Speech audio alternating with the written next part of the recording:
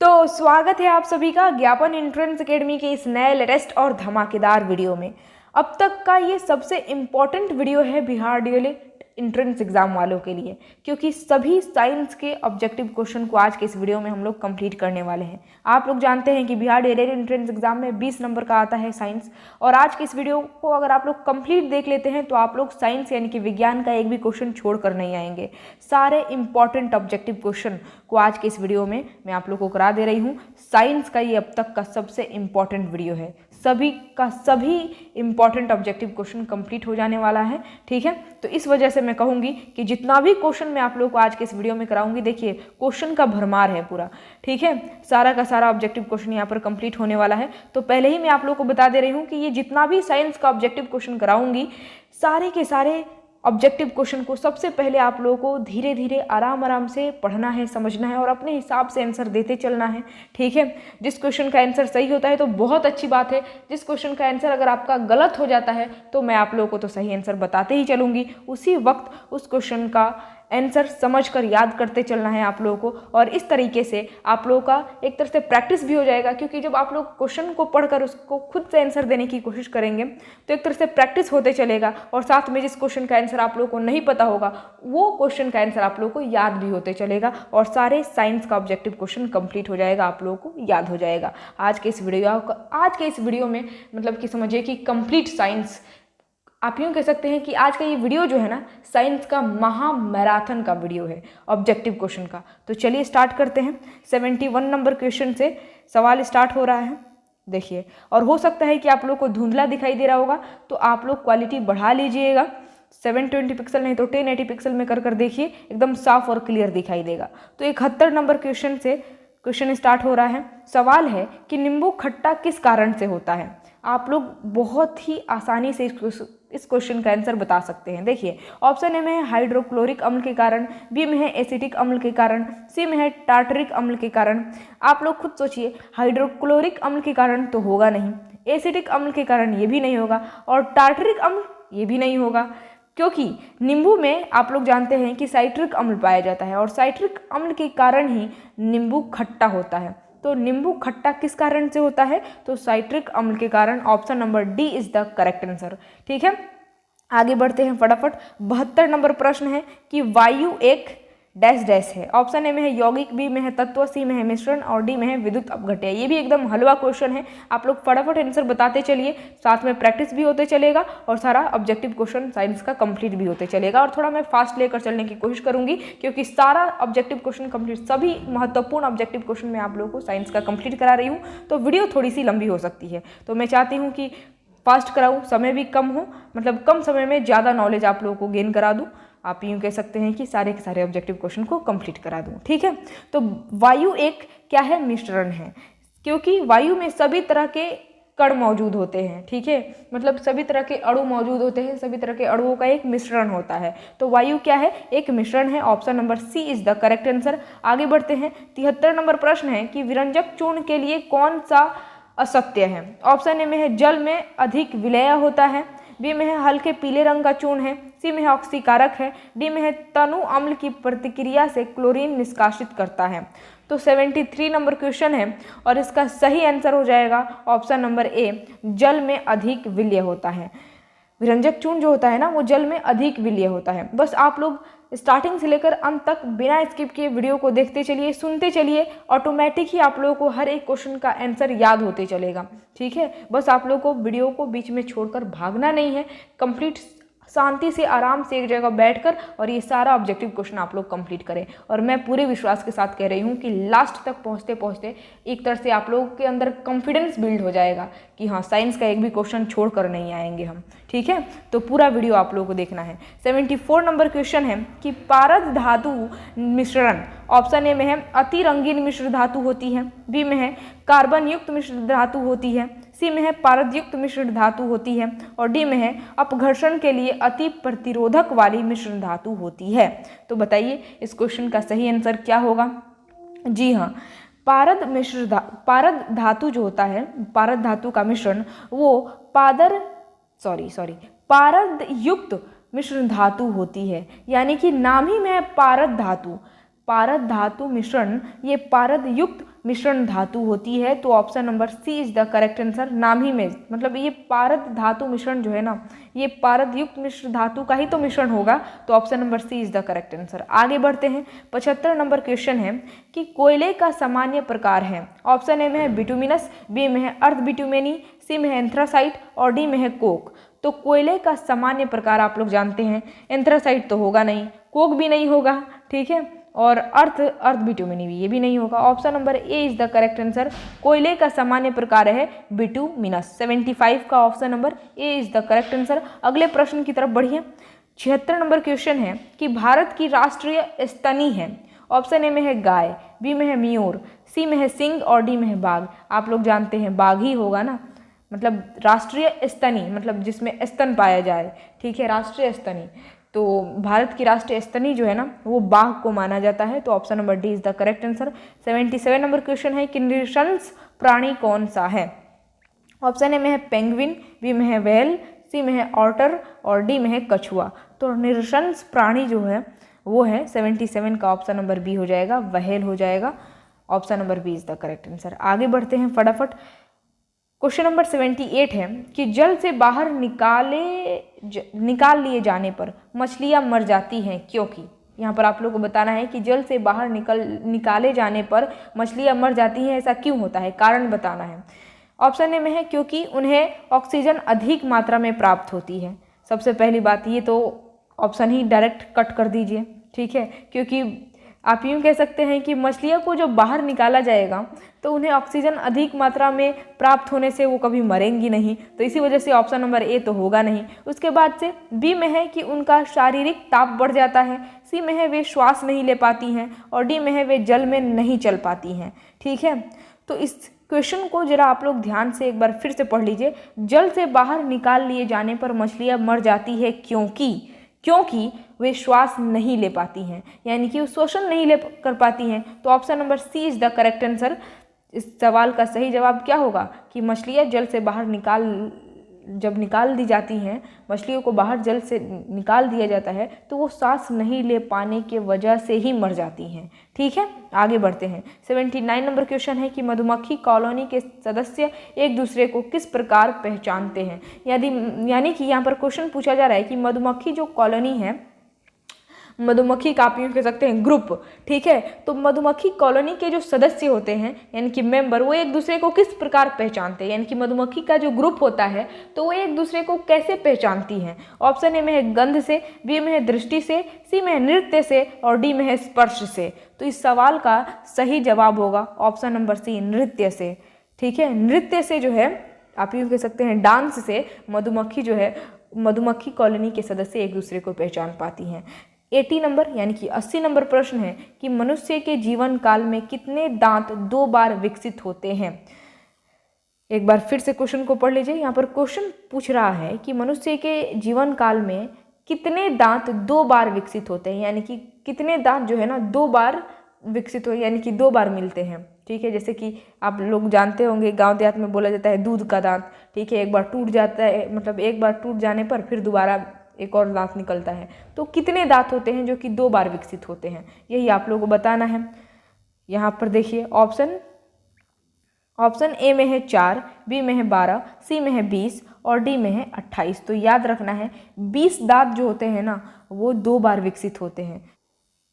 81 number question है कि मनुष्य के शरीर में पैर की हड्डी, ऑप्शन ए में है खोखली होती है, तो जी हाँ खोखली ही होती है, याद रखना है। मनुष्य के शरीर में पैर की जो हड्डी होती है वो खोखली होती है, तो इसका डायरेक्ट ऑप्शन ए में ही दिख जा रहा है आंसर। आगे बढ़ते हैं। 82 नंबर क्वेश्चन है कि मनुष्य की खोपड़ी में कुल कितनी अस्थियाँ होती है। ऑप्शन ए में है 29, बी में है 30 और सी में है 32 और डी में है 34। कितनी अस्थियाँ यानी कि हड्डी पूछा गया है, कितनी हड्डियाँ होती हैं। तो मनुष्य की खोपड़ी में, ये भी बहुत आसान क्वेश्चन है, 29 यानी कि 29 हड्डियाँ होती हैं, ठीक है। आगे बढ़ते हैं। आधुनिक मनुष्य के हाल का पूर्वज है। ऑप्शन ए में है जावा मानुष, बी में है क्रो मैग्नन मानुष, सी में है नियंडरथल मानुष और डी में है पेकिंग मानुष। तो इसका सही जवाब होगा 83 का option number B, Cro Magnon मानुष। यानी कि आधुनिक मनुष्य के हाल का जो पूर्वज है ना वो क्रो मैग्नन मानुष है, यानी कि हम लोग जो अभी आधुनिक मनुष्य हैं मतलब कि आधुनिक मनुष्य के हाल का पूर्वज जो है वो क्रो-मैग्नन मानुष है। ठीक है, हम लोगों के पूर्वज कौन है? क्रो-मैग्नन मानुष। आगे बढ़ते हैं। 84 नंबर क्वेश्चन है कि माँ पौधे की भांति पौधा मिलता है, यानी कि जैसे माँ पौधे होती हैं उस तरह का पौधा मिलता है हमें। ऑप्शन ए में है बीजों से, बी में है कट्टा तना से, सी में इनमें से किसी से भी नहीं, और डी में है ए और बी दोनों से।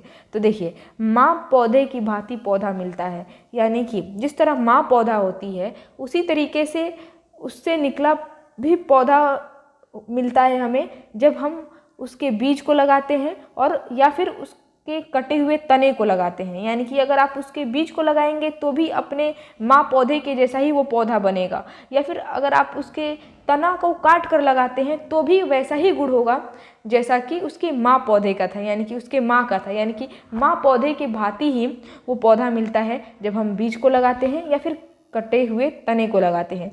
तो इसका सही जवाब क्या होगा? ऑप्शन नंबर डी हो जाएगा, ए और बी दोनों। यानी कि बीज को लगाइए या फिर तना को काट कर लगाइए, उस पौधे में जो गुण होगा उसके माँ पौधे के जैसा होगा। ठीक है, यानी कि वो जिस पौधे से काट कर लगाया गया है उसी के जैसा बिल्कुल उसमें भी गुण पाया जाएगा। ठीक है, आगे बढ़ते हैं। 85 नंबर क्वेश्चन है कि 80% से अधिक सेल में पाया जाने वाला पदार्थ है। बहुत ही आसान क्वेश्चन।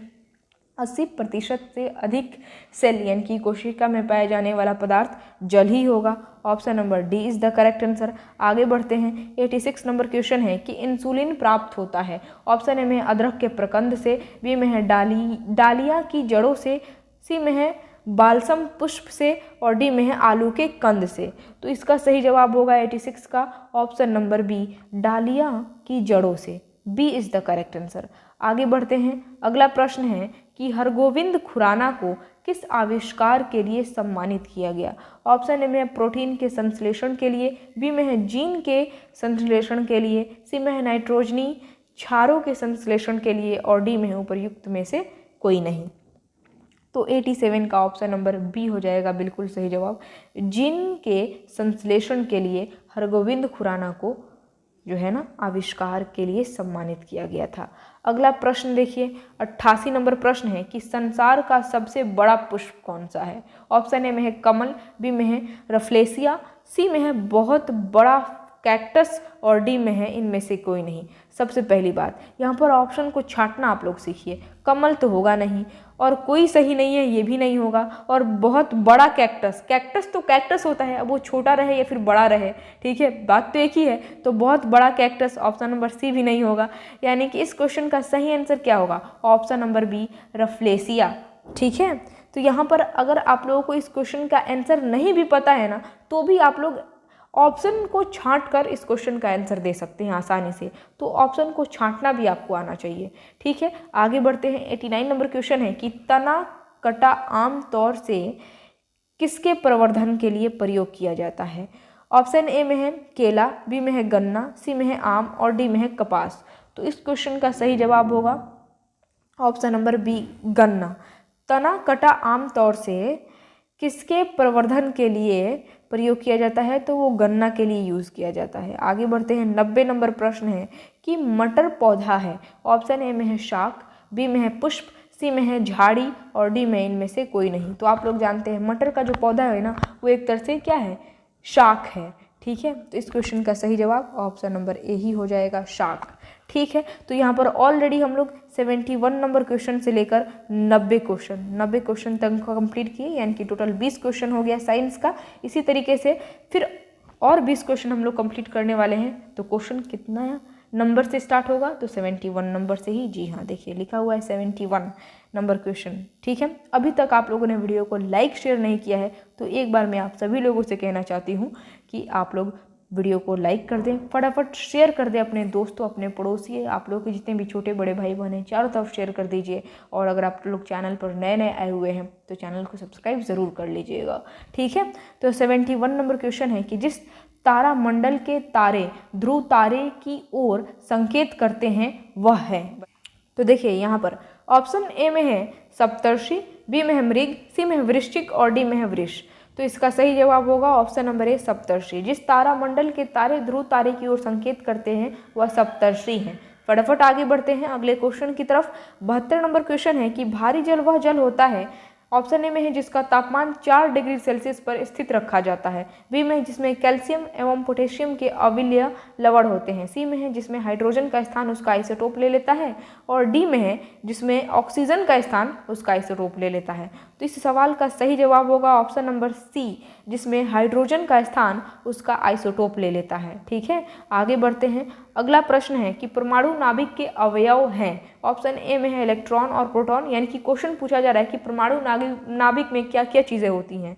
ठीक है, तो आप लोग जानते हैं कि नाभिक में इलेक्ट्रॉन तो होगा नहीं, तो option number A direct cut कर दीजिए। बी में इलेक्ट्रॉन और न्यूट्रॉन, अगर इलेक्ट्रॉन आ गया है तो ये तो होगा ही नहीं, क्योंकि परमाणु के नाभिक में इलेक्ट्रॉन तो होता ही नहीं है। तो ऑप्शन नंबर सी में है प्रोटॉन और न्यूट्रॉन। तो जी हाँ, आप लोग बिल्कुल सही पकड़े हैं। परमाणु नाभिक के जो अवयव हैं वो प्रोटॉन और न्यूट्रॉन है, यानी कि नाभिक में प्रोटॉन और न्यूट्रॉन होते हैं। ठीक है, तो option number C is the correct answer. आगे बढ़ते हैं। क्वेश्चन नंबर 74 है कि 20 वर्ष की आयु पर मानव शरीर में हड्डियों की संख्या होती है लगभग, ऑप्शन ए में है 100, बी में है 200, सी में है 300 और डी में इनमें से कोई नहीं। यानी कि जब मनुष्य की आयु 20 वर्ष की हो जाती है, यानी कि जब मनुष्य 20 साल का हो जाता है, तो उसके शरीर में हड्डियों की संख्या कितनी होती है ये आप लोग को बताना है। तो बहुत ही आसान क्वेश्चन है, लगभग 300 होती है, यानी कि 20 वर्ष का जब इंसान हो जाता है तो उसके शरीर में हड्डियों की संख्या लगभग 300 होती है। आगे बढ़ते हैं। अगला क्वेश्चन है 75 नंबर क्वेश्चन है कि HIV द्वारा होने वाला रोग है, यानी कि HIV से कौन सा रोग होता है आप लोग को, मतलब डायरेक्ट यही पूछा जा रहा है। तो ऑप्शन डी में दिख रहा है एड्स, इसको धीरे से ठीक कर दीजिए, क्योंकि HIV से आप लोग जानते हैं एड्स बीमारी होती है, यही रोग होता है। या फिर क्वेश्चन इस तरह से भी पूछ सकता है कि एड्स किसके कारण होता है, तो ऑप्शन में दिया रहेगा HIV के कारण। ठीक है, 76 नंबर क्वेश्चन है कि 100 वाट का बिजली का बल्ब यदि 10 घंटे जले तो बिजली का खर्च होगा। इसको अगर आप लोग फार्मूला लगाकर बनाएंगे तो आसानी से इसका आंसर निकल कर आ जाएगा। फिलहाल मैं यहाँ पर आप लोग को डायरेक्ट आंसर ही बता दे रही हूँ। 76 का ऑप्शन नंबर बी हो जाएगा, 1 इकाई यानी कि 1 यूनिट।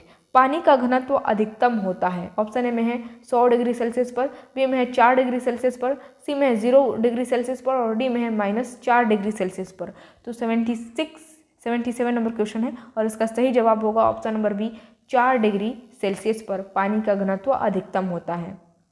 78 नंबर क्वेश्चन है कि भूपर पट्टी रहेगा, भूपर पट्टी में सर्वाधिक पाया जाने वाला तत्व है, ऑप्शन ए में ऑक्सीजन, बी में नाइट्रोजन, सी में मैग्नीज और डी में सिलिकॉन। ये भी आसान क्वेश्चन है, ऑप्शन नंबर ए हो जाएगा ऑक्सीजन, क्योंकि भूपर पट्टी में सर्वाधिक जो तत्व पाया जाता है, यानी कि जो तत्व अधिक पाया जाता है वो है ऑक्सीजन। ठीक है, आगे बढ़ते हैं। 79 नंबर क्वेश्चन है कि प्लास्टर ऑफ पेरिस का सूत्र है, ऑप्शन ए में है CaSO4, ये तो होगा नहीं, CaSO4 3H2O, ये भी नहीं होगा, इसको कट कर दीजिए, क्योंकि प्लास्टर ऑफ पेरिस में ½ H2O होता है। तो कौन से ऑप्शन में दिख रहा है, तो जी हाँ, डायरेक्ट ऑप्शन नंबर डी टिक कीजिए, CaSO4 ½ H2O, यानी कि 1/2 H2O रहता है। ठीक है, ½ H2O, तो ये है प्लास्टर ऑफ पेरिस, इसी को क्या कहते हैं, प्लास्टर ऑफ पेरिस कहते हैं। आगे बढ़ते हैं। अगला सवाल है कि निम्नलिखित में से कौन सा अम्ल सिरके में उपस्थित है, ऑप्शन ए में है हाइड्रोक्लोरिक अम्ल, बी में है साइट्रिक अम्ल, सी में ऑक्जेलिक अम्ल और डी में है एसिटिक अम्ल। तो जो अम्ल सिरके में पाया जाता है वो है एसिटिक अम्ल। अब आप लोग यहाँ पर कमेंट बॉक्स में लिखकर बताइए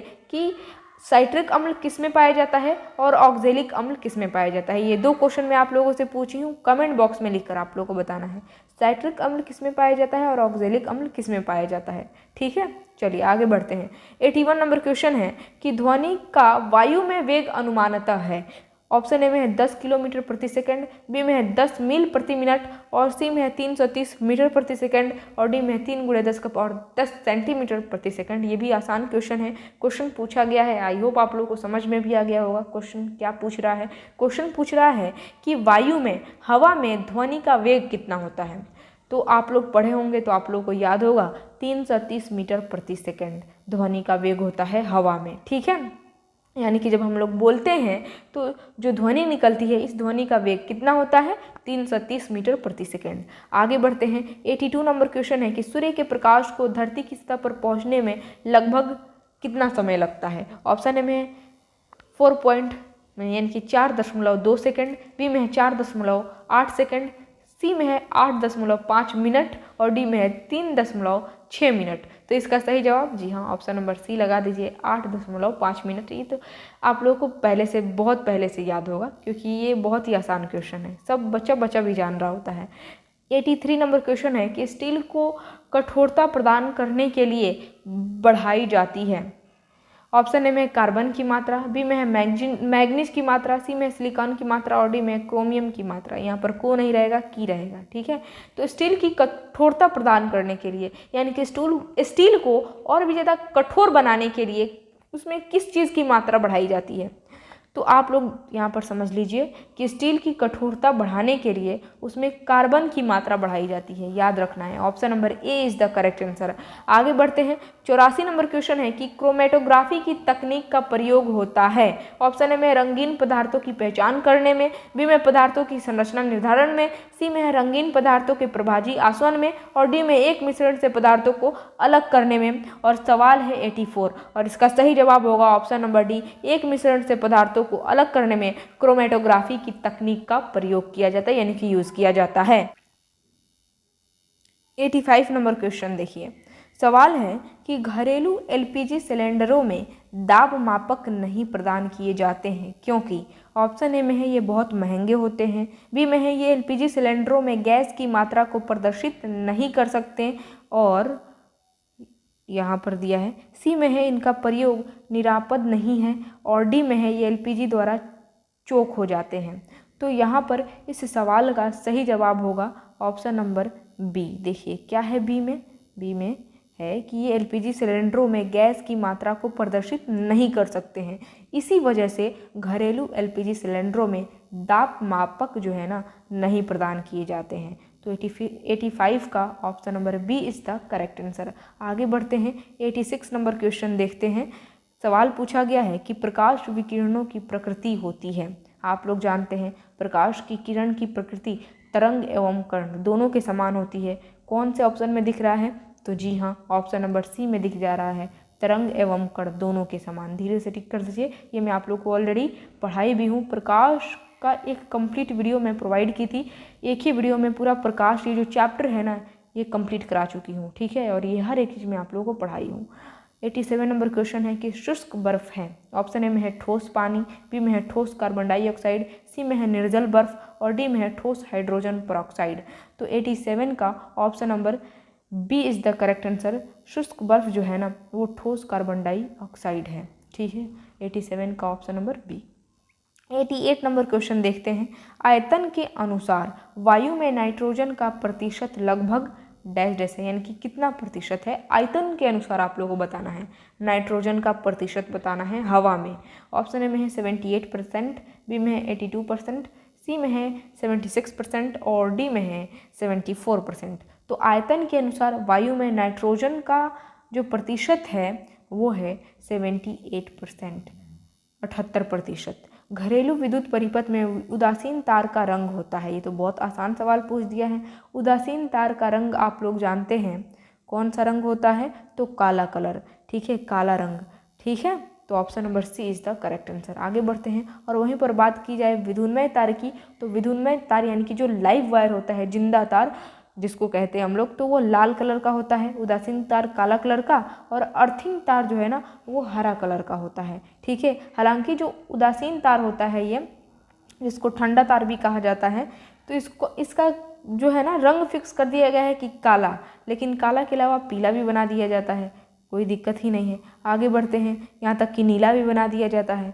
90 नंबर प्रश्न है कि निम्नलिखित में कौन प्रोपेनॉइक अम्ल का सूत्र है?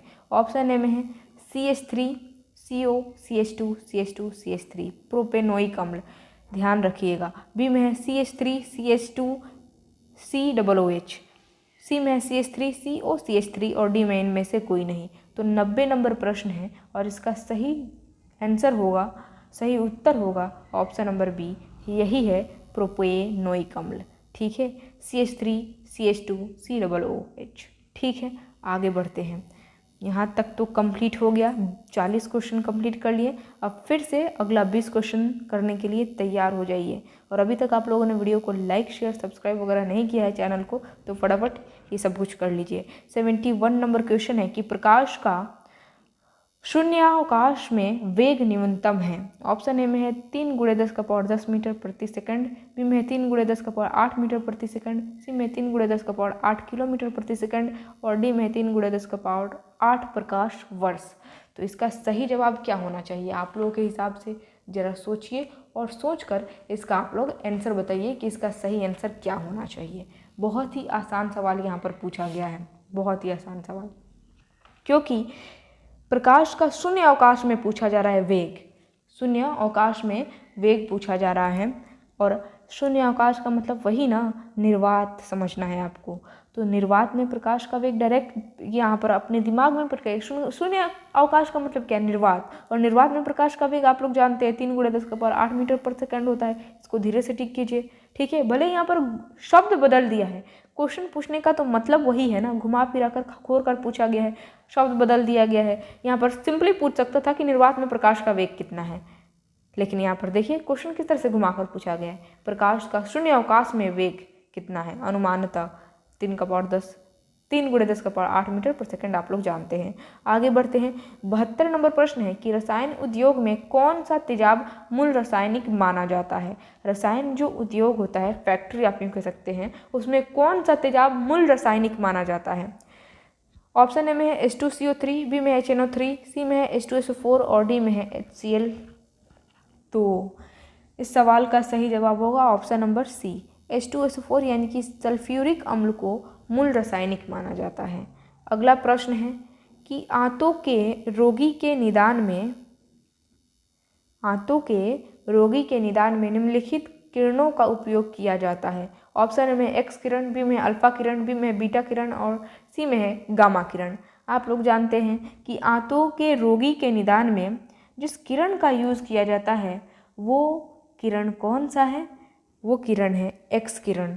Option number A is the correct answer, 73 का ऑप्शन नंबर ए। फ्यूज़ का सिद्धांत है। ऑप्शन ए में विद्युत का रासायनिक प्रभाव, जी नहीं, ये नहीं होगा। विद्युत का यांत्रिक प्रभाव, जी ये भी नहीं होगा। विद्युत का ऊष्मीय प्रभाव, तो क्या ये होगा? जी हाँ, बिल्कुल सही पकड़े हैं आप सभी लोग। Option number C is the correct answer. Fuse का जो सिद्धांत है वो किस पर निर्भर करता है? तो विद्युत का ऊष्मीय प्रभाव पर, ठीक है, क्योंकि हीट मिलते ही विद्युत फ्यूज़ का जो तार होता है वो गल जाता है, आप लोग जानते हैं। 75 नंबर क्वेश्चन है कि परमाणु के नाभिक में निम्नलिखित में से कण होते हैं। देखिए ये क्वेश्चन 2 बार रिपीट हो गया है। नाभिक में कौन से कण होते हैं? तो नाभिक में आप लोग जानते हैं प्रोटॉन होते हैं और न्यूट्रॉन होते हैं, इलेक्ट्रॉन तो होते नहीं हैं। तो ये तीनों देखिए, इसमें भी इलेक्ट्रॉन है, ये भी नहीं होगा, इसमें भी इलेक्ट्रॉन है, ये भी नहीं होगा, ये भी नहीं होगा। Option number A is the correct answer, 75 का ऑप्शन नंबर ए। आगे बढ़ते हैं। दूरदृष्टि निवारण के लिए काम में लेते हैं कौन से दर्पण का? तो इसका सही जवाब होगा, दर्पण में बोल रही हूँ, सॉरी, लेंस। दूरदृष्टि का निवारण करना है तो उसके लिए कौन से लेंस का यूज़ किया जाता है? तो 76 का ऑप्शन नंबर सी क्या होगा? उत्तल लेंस, क्योंकि दूरदृष्टि के उपचार के लिए उत्तल लेंस का यूज़ किया जाता है, चश्मे में उत्तल लेंस डाला जाता है। तो ऑप्शन नंबर सी लगा दिया जाए। जी हाँ, option number C is the correct answer. आगे बढ़ते हैं। अगला प्रश्न 77 नंबर प्रश्न है कि दोपहर के 12 बजे किस दिशा में इंद्रधनुष दिखाई देता है? किस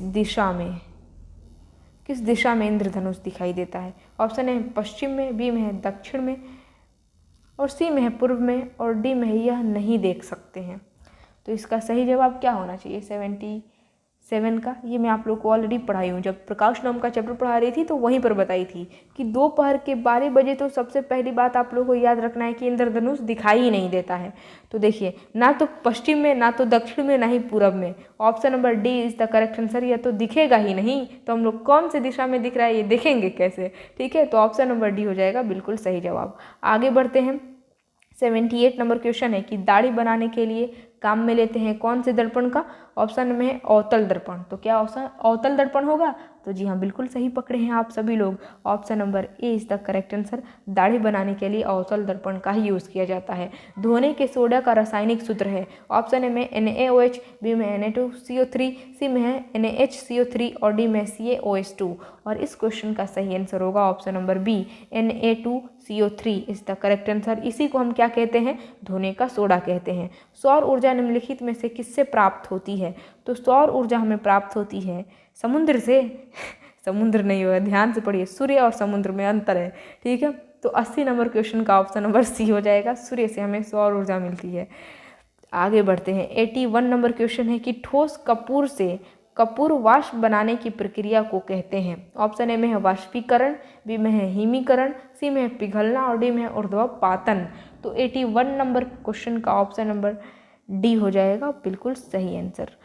पौधे व पेड़ का खाना तैयार करने की प्रक्रिया कहलाती है। आप लोग जानते हैं पौधे और जो पेड़ होते हैं जो वो अपना खुद से खाना बनाते हैं, तो उस खाना बनाने की प्रक्रिया को, उस भोजन तैयार करने की प्रक्रिया को हम लोग क्या कहते हैं?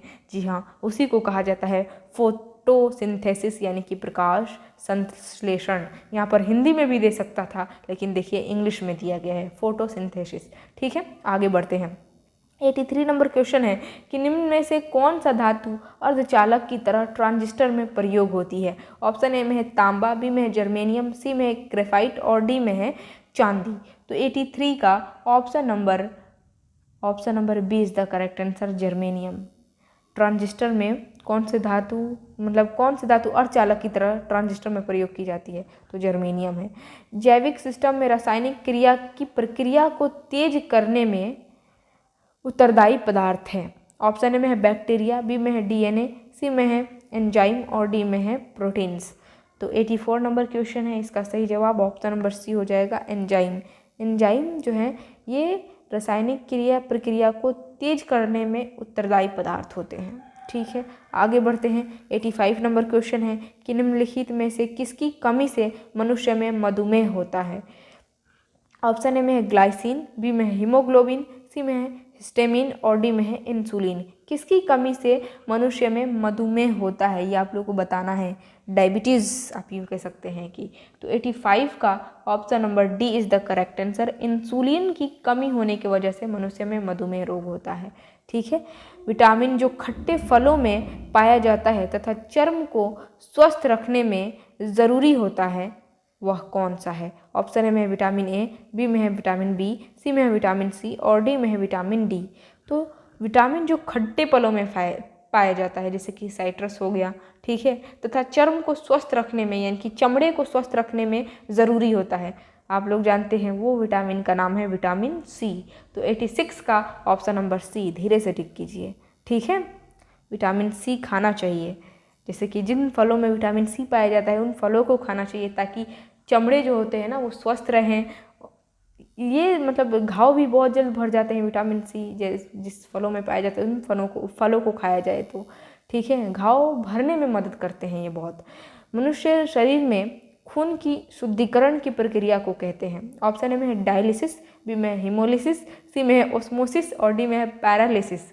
तो 87 का ऑप्शन नंबर ए हो जाएगा, डायलिसिस। मनुष्य के शरीर में जो खून का शुद्धिकरण होता है, यानी कि प्यूरिफिकेशन होता है, खून को शुद्ध किया जाता है, तो उस शुद्ध करने की प्रक्रिया को डायलिसिस कहा जाता है। 88 नंबर क्वेश्चन है कि टरबाइन व डायनेमो से बिजली प्राप्त करने में किस ऊर्जा को विद्युत ऊर्जा में परिवर्तित करते हैं?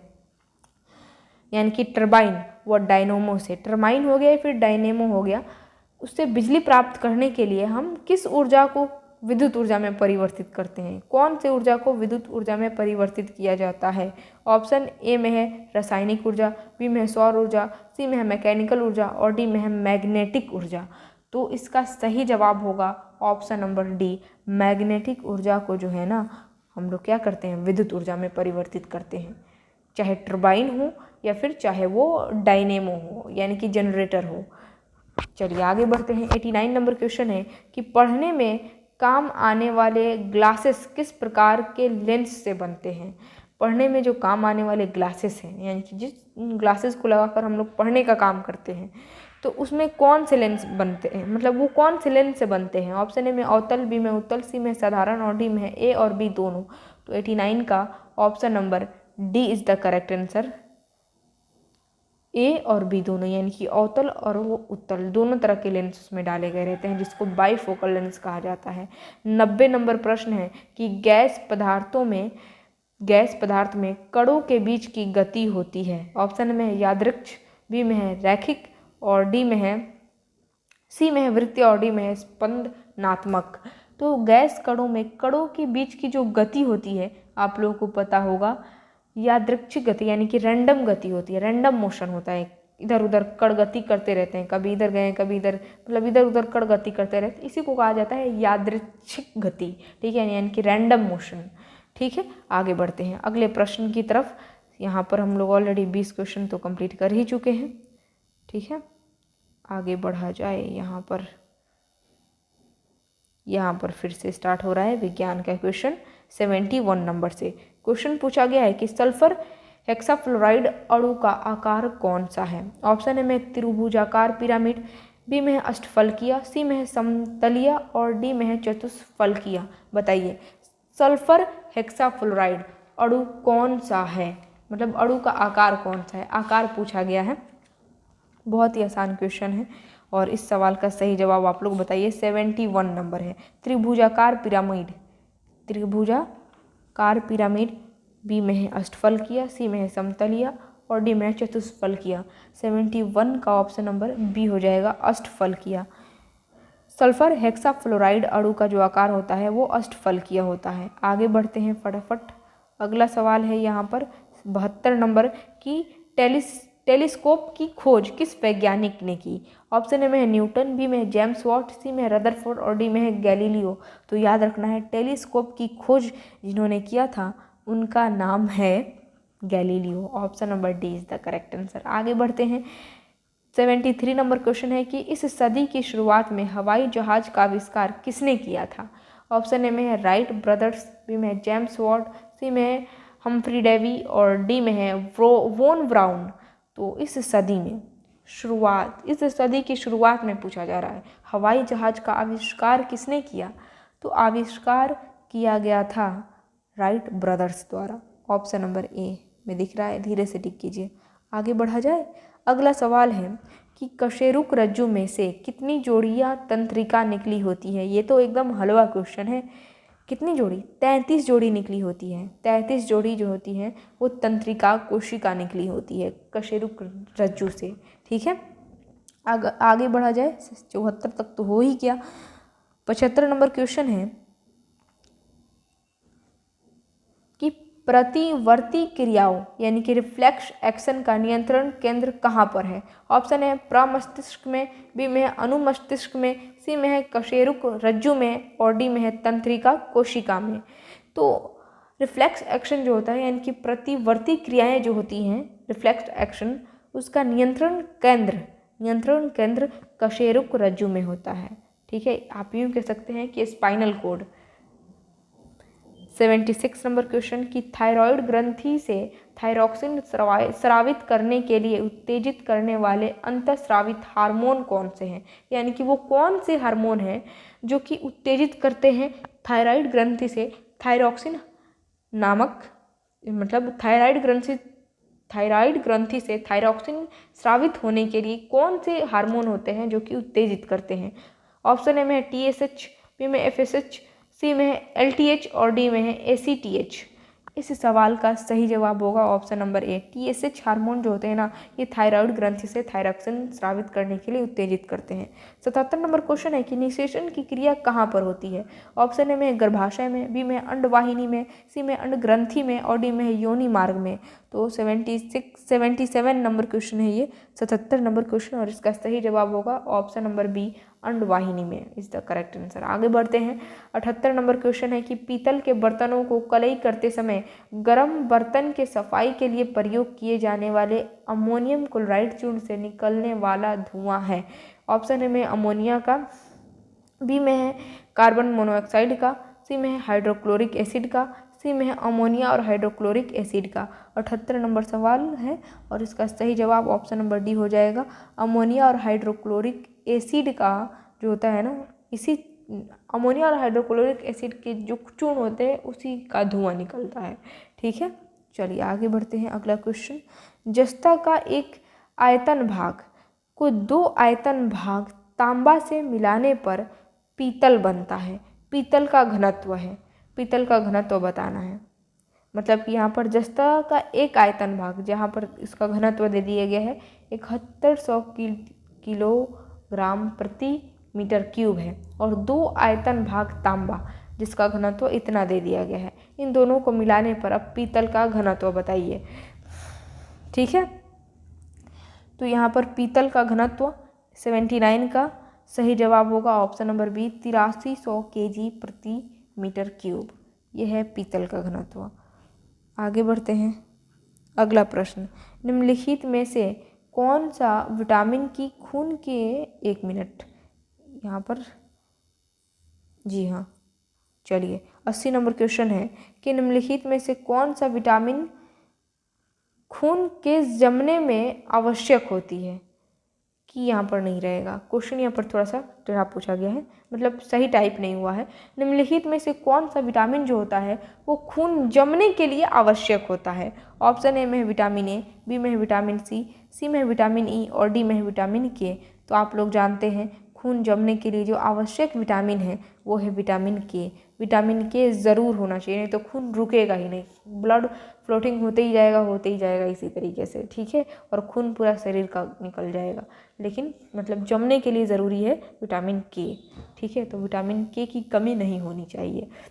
81 नंबर क्वेश्चन है कि अल्कोहलिक खमीरन का आखिरी उत्पाद क्या है। ऑप्शन ए में है पायरुविक एसिड, बी में है एसिटल्डिहाइड और सी में है इथाइल अल्कोहल और डी में है फॉर्मिक एसिड। तो 81 का option number C is the correct answer, ethyl alcohol. अगला क्वेश्चन है कि निम्नलिखित में से कौन सा हार्मोन है। ऑप्शन ए में आरएनए, बी में इन्वर्टेज, सी में इंसुलिन और डी में स्कॉर्बिक एसिड। तो इसका सही जवाब होगा ऑप्शन नंबर सी, इंसुलिन क्या है, ये एक हार्मोन है। उसी तरीके से यहाँ पर देखिए 82 तक यहाँ पर स्कैन हुआ है, चलिए कोई बात नहीं है, आगे बढ़ते हैं। फिर यहाँ पर 71 नंबर क्वेश्चन से साइंस का क्वेश्चन स्टार्ट हो रहा है। सवाल पूछा गया है कि विद्युत उत्पन्न करने के लिए कौन सी धातु का उपयोग होता है। ऑप्शन ए में है यूरेनियम, बी में है लोहा, सी में है तांबा और डी में है एल्यूमिनियम। क्वेश्चन क्या पूछा गया है, क्वेश्चन पूछा गया है कि विद्युत उत्पन्न करने के लिए कौन सी धातु का, विद्युत उत्पन्न करने के लिए कौन सी धातु का यूज़ होता है। बहुत ही आसान क्वेश्चन पूछा गया है और इसका आप लोग आसानी से आंसर दे सकते हैं। इसका सही जवाब होगा option number A is the correct answer, ठीक है, यूरेनियम। आगे बढ़ते हैं, अगला प्रश्न है कि गेहूं की खेती के लिए कौन सा उर्वरक अधिक मात्रा में उपयोग करेंगे। ऑप्शन ए में है नाइट्रोजन, बी में है पोटेशियम, सी में है तांबा और डी में है लोहा। तो गेहूं की खेती के लिए जिस उर्वरक का अधिक मात्रा में उपयोग किया जाएगा वो उर्वरक है नाइट्रोजन। आगे बढ़ते हैं, अगला क्वेश्चन, चूहा मारने का जहर किस रासायनिक पदार्थ से बनता है। ऑप्शन ए में इथाइल अल्कोहल, बी में मिथाइल आइसोसाइनेट, सी में है पोटेशियम साइनाइड और डी में इथाइल आइसोसाइनाइड। तो इस सवाल का सही जवाब होगा option number C, potassium cyanide जो है इसी रासायनिक पदार्थ से चूहा मारने वाला जहर बनाया जाता है। 74 नंबर क्वेश्चन है कि पीतल में कौन कौन सी धातुएं हैं। ऑप्शन ए में तांबा और निकेल, बी में है निकेल और जस्ता, सी में मैग्नीशियम और जस्ता, डी में है तांबा और जस्ता। तो इस सवाल का सही जवाब होगा ऑप्शन नंबर डी, तांबा और जस्ता मिलाकर ही पीतल बनता है, यानी कि पीतल में दो धातुएं हैं, तांबा और जस्ता। एस्पिरिन कहाँ से मिलती है। ऑप्शन ए में है पेट्रोलियम से, बी में पृथ्वी से, सी में एक पेड़ से और डी में एसिडों की रासायनिक अभिक्रिया से। तो आप लोग जानते हैं एस्पिरिन जो होगी वो कहाँ से मिलती है, तो एक पेड़ से मिलती है हमें। Option number C is the correct answer. आगे बढ़ते हैं, 76 नंबर क्वेश्चन है कि मायोग्लोबिन में कौन सी धातु होती है। ऑप्शन ए में है तांबा, बी में है चांदी, सी में है सोना और डी में है लोहा। तो मायोग्लोबिन में लोहा होती है, कौन सी धातु, तो लोहा। Option number d is the correct answer. Hydrogen को जलाने से क्या बनेगा, तो हाइड्रोजन को जलाने से बनेगा पानी।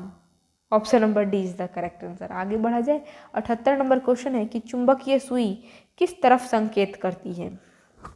चुंबकीय जो सुई होती है वो किस तरफ संकेत करती है, यहाँ पर आप लोग को बताना है। Option number C is the correct answer, क्योंकि पूरब तो होगा नहीं, पश्चिम तो होगा नहीं, आकाश तो होगा नहीं, ठीक है। यहाँ पर वो जो कंपास होता है ना उसकी बात की जा रही है। यहाँ पर कंपास की जो चुंबकीय सुई है वो किस तरह संकेत करती है, या तो उत्तर नहीं तो दक्षिण, ठीक है। तो यहाँ पर ऑप्शन में उत्तर दिया गया है। आगे बढ़ते हैं अगले क्वेश्चन की तरफ। महासागर में ऊंची जल तरंगे कैसे उत्पन्न होती हैं? ऑप्शन ए में है भूकंप से, बी में सूर्य से, सी में है तारों से और डी में है चंद्रमा से। तो महासागरों में जो ऊंची जल तरंगे उत्पन्न होती है ना, याद रखना है वो चंद्रमा से उत्पन्न होती है। Option number d is the correct answer. आगे बढ़ते हैं। 80 नंबर क्वेश्चन है कि सोना को घोला जा सकता है। ऑप्शन ए में है सल्फ्यूरिक अम्ल में, बी में है नाइट्रिक एसिड में, सी में है 3 भाग हाइड्रोक्लोरिक एसिड तथा 1 भाग नाइट्रिक एसिड के मिश्रण में और डी में है हाइड्रोक्लोरिक एसिड में।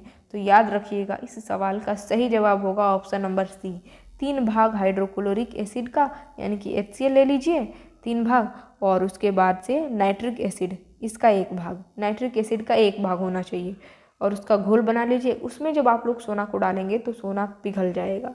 ठीक है, चलिए आगे बढ़ते हैं। 81 नंबर क्वेश्चन है कि श्वेत प्रकाश को नली में कैसे पैदा करते हैं? ऑप्शन ए में है तांबे के तार को गर्म करके, बी में है तंतु को गर्म करके, सी में परमाणु को उत्तेजित करके, डी में है अणुओं को दोलित करके। तो 81 का सही जवाब होगा ऑप्शन नंबर बी, तंतु को गर्म करके। अगला प्रश्न है 82 नंबर क्वेश्चन है कि किसी कमरे को ठंडा किया जा सकता है। ऑप्शन ए में है पानी के बहने से, बी में है संपीड़ित गैस को छोड़ने से, सी में है रसोई गैस से और डी में है ठोस को पिघलाने से। तो किसी कमरे को ठंडा किया जा सकता है या फिर कमरे के तापमान को ठंडा किया जा सकता है कौन से प्रक्रिया करने से? तो संपीड़ित गैस को छोड़ने से। Option number B is the correct answer. आगे बढ़ते हैं। 83 नंबर क्वेश्चन है कि प्रकाश में 7 रंग होते हैं, रंगों को अलग करने का क्या तरीका है? तो उन 7 रंगों को अलग करने का तरीका आप लोग को यहाँ पर बताना है। ऑप्शन ए में दिया है कि एक प्रिज्म से रंगों को अलग अलग किया जा सकता है, बी में फिल्टर के रंगों को अलग अलग किया जा सकता है, सी में पौधे से रंगों को अलग अलग किया जा सकता है और डी में रंगों को अलग अलग नहीं किया जा सकता है। तो आप लोग जानते हैं कि प्रकाश में 7 रंग होते हैं और उसको अलग अलग किया जा सकता है प्रिज्म के ज़रिए। तो ऑप्शन नंबर ए में दिया गया है एक प्रिज्म से रंगों को अलग किया जा सकता है। तो option number A is the correct answer. आगे बढ़ते हैं। लोलक की कालावधि ऑप्शन ए में है द्रव्यमान के ऊपर निर्भर करती है, बी में है लंबाई के ऊपर निर्भर करती है, सी में है समय के ऊपर निर्भर करती है और डी में है तापक्रम के ऊपर निर्भर करती है। तो लोलक की कालावधि जो होती है वो लंबाई के ऊपर निर्भर करती है।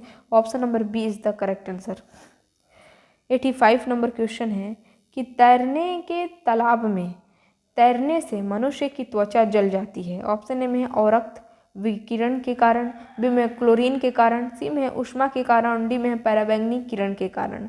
तो इस सवाल का सही जवाब होगा ऑप्शन नंबर बी, क्लोरीन के कारण जो है ना, तैरने के तालाब में तैरने से मनुष्य की त्वचा जल जाती है। आगे बढ़ते हैं। अगला सवाल है कि जब वैद्युतिक ऊर्जा गति में परिवर्तित होती है तब ऑप्शन ए में है कोई ऊष्मा की हानि नहीं होती, बी में 50% ऊष्मा की हानि होती है, बी में 30% ऊष्मा की हानि होती है और डी में 80% ऊष्मा की हानि होती है।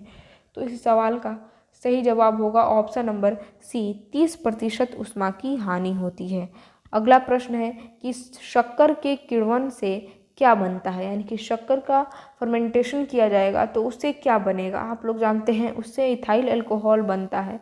ठीक है, आगे बढ़ते हैं। अगला प्रश्न है कि राडार का आविष्कारक कौन था? ऑप्शन ए में है रॉबर्ट वाटसन, बी में फ्लेमिंग, सी में बुश वॉल्व और डी में है ऑस्टिन। तो रडार का जो आविष्कारक था वो रॉबर्ट वाटसन था। Option number A is the correct answer.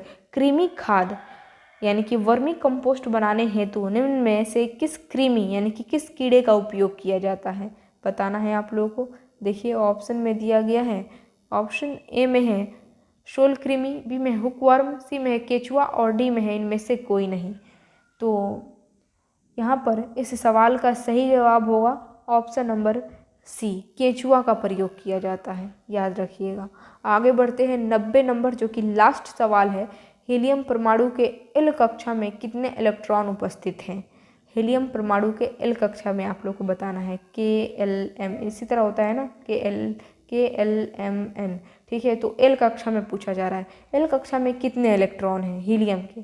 तो 90 नंबर प्रश्न है, बहुत ही आसान लास्ट क्वेश्चन है और इसका सही जवाब होगा ऑप्शन नंबर ए, 0। ठीक है, क्योंकि आप लोग जानते हैं हाइड्रोजन हीलियम हीलियम की परमाणु संख्या कितनी 2, यानी कि इलेक्ट्रॉन की संख्या कितनी 2।